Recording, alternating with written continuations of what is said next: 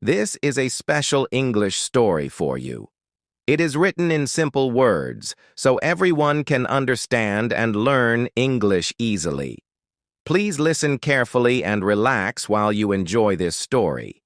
Make sure you watch till the end, because the ending will surprise you. If you enjoy stories like this, please subscribe to Storytime English and click the bell icon so you never miss a new video. Chapter 1. My name is Daniel Parker.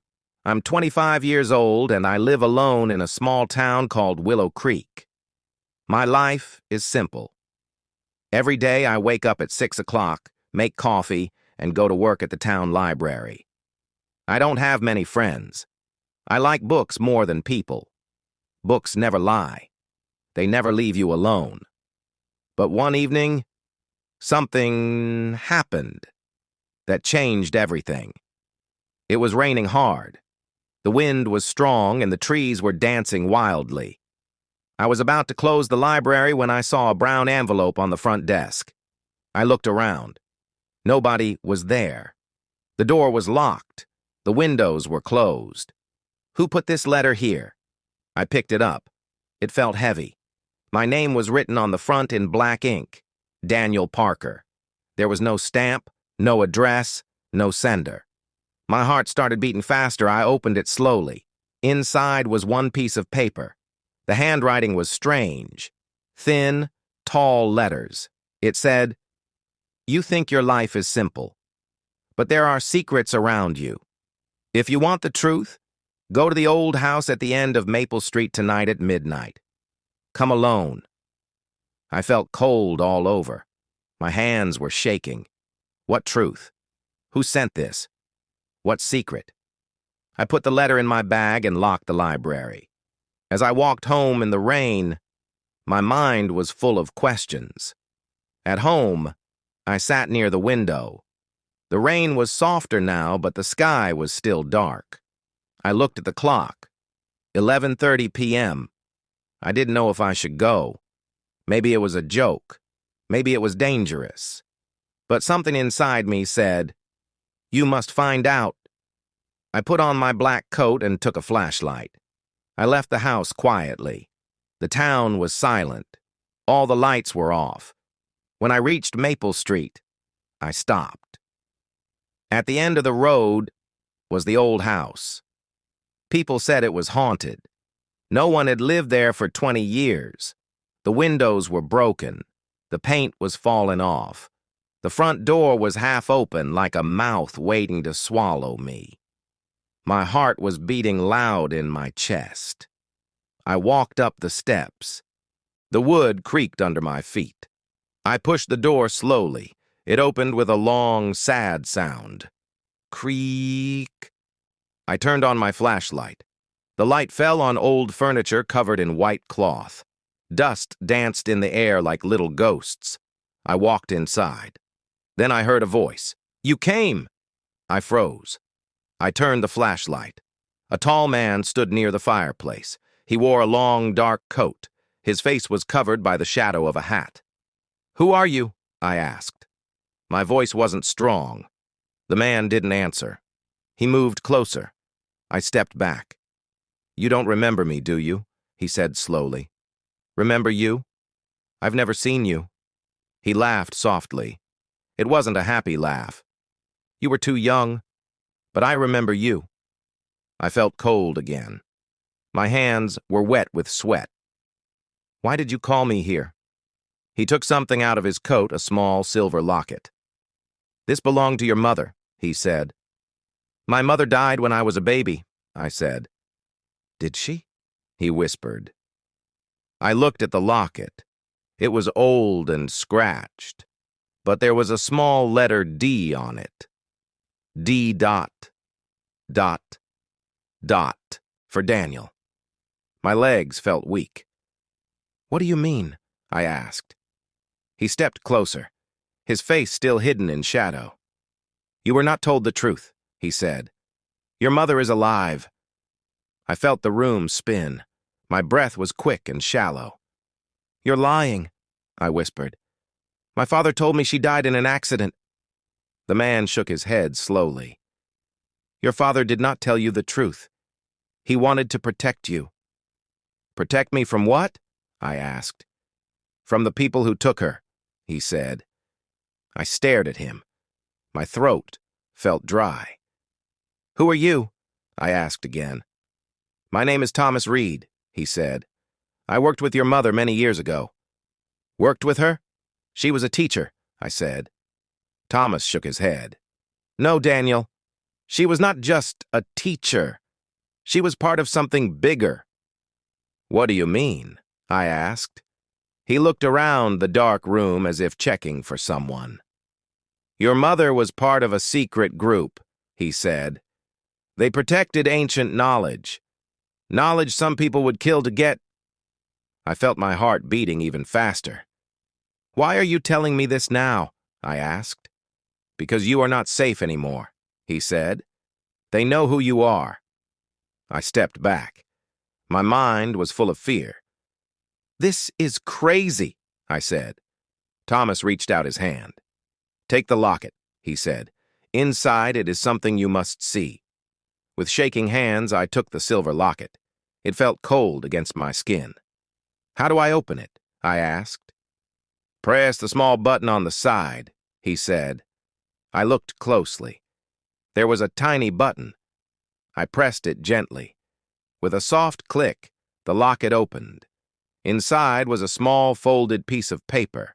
I took it out and opened it. There was only one sentence written in the same thin, tall letters as the first letter. Find the black key before they do. What does this mean? I asked. Thomas looked at me with serious eyes. It means you have to find the black key. It's the only way to find your mother. Where is it? I asked. That is what you must discover, he said. Suddenly, there was a loud crash outside, the sound of breaking glass. Thomas grabbed my arm. They are here, he whispered. We have to leave. Chapter 2. My heart was pounding so hard I thought it would break my ribs. Who is here? I asked in a shaky voice. The ones who took your mother, Thomas said. They have been watching you. Another crash came from the back of the house. Thomas pulled me toward a narrow door near the stairs. This way, he said urgently. We stepped into a dark hallway that smelled of old wood and damp air. Thomas closed the door behind us. I could hear footsteps inside the house, heavy boots moving slowly, searching every room. Stay close, Thomas whispered. He turned on a small flashlight and led me down the hallway. At the end, there was a trap door in the floor. He pulled it open, and a wave of cold air came up from below. Go, he said. I climbed down into the darkness. The space was tight and smelled like earth. My shoes sank into wet soil. Thomas followed and pulled the trap door closed above us. The darkness swallowed us, and all I could hear was my own breathing. After a few seconds, Thomas turned on the flashlight again. The beam showed a narrow tunnel stretching into the darkness. This tunnel goes under the street, he said. It will take us to the old mill. What happens there? I asked. We'll be safe there for a while, he said. I took a deep breath and followed him into the tunnel. My legs were weak, and my hands were shaking. As we walked, I tried to understand what was happening. My mother was alive. People were chasing me. A black key was waiting to be found. Everything I believed about my life was falling apart. After what felt like hours, we reached a wooden door. Thomas pushed it open carefully. We stepped into a large, dark room. I smelled old grain and dust. This is the mill, he said quietly. I looked around. The shadows felt heavy. Why are they after the key? I asked. Because the black key unlocks something very old, Thomas said. Something powerful. What does it unlock? He looked at me with a tired face. "A hidden vault," he said. "Inside it is a book your mother was protecting, a book that can change everything." My mind was spinning. A book? A key? Secrets? I felt like I was inside a story I once read, only this time it was real. I sat down on an old wooden box. My legs were too weak to stand any longer. Thomas closed the door behind us and leaned against the wall. "What is this book?" I asked. "Why is it so important?" Thomas sighed. "It's called the Book of Origins," he said. "It contains secrets about the beginning of our world, maps, names, and knowledge that could give someone great power." "Power to do what?" I asked. "To control people, to change history, to destroy or save," he said. I felt a cold fear in my chest. "And my mother was protecting it?" "Yes," he said. "She was the last guardian of the book. But before she was taken, she hid it somewhere only she knew." "And the black key unlocks it," I whispered. Thomas nodded. "That is why they want it," he said. "And that is why you must find it before they do."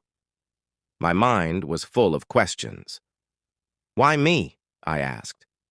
"Because you are her son," Thomas said, "and because she left clues only you can understand." "Clues?" Thomas reached into his coat pocket and took out a small leather notebook. "This was also hers," he said. "It has notes that may help you." He handed it to me. My hands were shaking as I opened the first page. Inside was my mother's handwriting. "My dear Daniel, if you are reading this, it means I am gone or in danger. You must be brave. Find the black key. Trust no one but the one who brings you this notebook." My eyes filled with tears. I wiped them quickly. "Where do I start?" I asked. Thomas looked around the old mill. "For tonight you rest," he said. "At sunrise we will search your mother's old house. She may have left something there." I nodded slowly. My heart felt heavy, but a small light of hope was burning inside me. For the first time in my life, I felt like my story was just beginning. The sky turned orange as the sun rose. Birds were singing outside the old mill. I hadn't slept much. My head was full of thoughts, and my heart was full of fear. Thomas made some hot tea using a small metal pot. "We leave in 10 minutes, he said. I nodded and looked at the notebook again. On the next page was a drawing. My old house, the one where I grew up. There was a red circle around the attic window. "What's in the attic?" I asked. "That's what we need to find out," he replied. After we finished the tea, we left the mill and walked through quiet streets. No one was around. When we reached my old house, I stopped. It looked smaller than I remembered. "This place holds answers," Thomas said. We walked inside.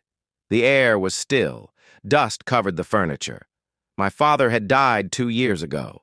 Since then, the house had been empty. We climbed the stairs slowly. Each step creaked under our feet. At the top was a wooden door. I hadn't opened it since I was a child. I turned the handle. The door opened with a soft groan. The attic was dark. Thin light came through a small window. Old boxes were stacked in the corners. Thomas pointed at one near the wall. "Start there," he said. I walked over and opened the box. Inside were baby clothes, some drawings I had made, and a small wooden toy. Underneath was a black envelope. My heart skipped a beat. I picked it up. My name was written on it. Daniel. I opened it carefully. Inside was a folded paper and a tiny metal object. It was shaped like a key. But it was unlike any key I had seen before. It was smooth, cold, and completely black. I held it up to the light. It shined like glass. Thomas stepped closer. "You found it," he said. This is the black key? I asked. He nodded. You are now the only one who can protect it. The book is out there, and now they will come for you. My hand closed around the black key. It felt heavier than it looked, like it carried 1,000 secrets. What do I do with it? I asked. Thomas looked serious. You must keep it safe until we find the vault, he said. No matter what happens. Suddenly, there was a loud noise downstairs. A door slammed open. Thomas's eyes went wide. They're here, he whispered. Footsteps pounded up the stairs. I looked around, searching for a place to hide. But there was no time. Thomas pulled out a small metal object from his coat. It was a thin rod with a glowing blue tip. Stand behind me, he said. The attic door burst open.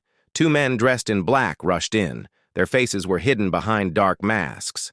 One of them pointed at me. Give us the key, he said in a low voice. I held it tighter. No, I said. My voice surprised me. It sounded strong. The man took a step forward. Thomas pressed the glowing rod against his arm. A sharp blue light flashed. The man fell to the floor, shaking. The second man pulled out something that looked like a gun. I felt fear fill my chest. But before he could aim, Thomas pushed me to the side and moved fast. Another flash of blue light. The second man fell. My heart was racing. Thomas turned to me. We have to leave now, he said. I nodded. My legs felt weak, but I followed him down the stairs. Outside, the morning light was bright. Thomas looked at me with tired eyes. Daniel, he said, there is something you must know. What? I asked. He took a deep breath. I am your uncle. I stared at him. My uncle? Yes, he said.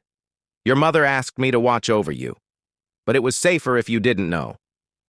I didn't know what to say. I don't understand, I whispered. You will, he said, when we find her. I looked down at the black key in my hand. My life would never be the same. And deep in my heart, I knew this was only the beginning of my story.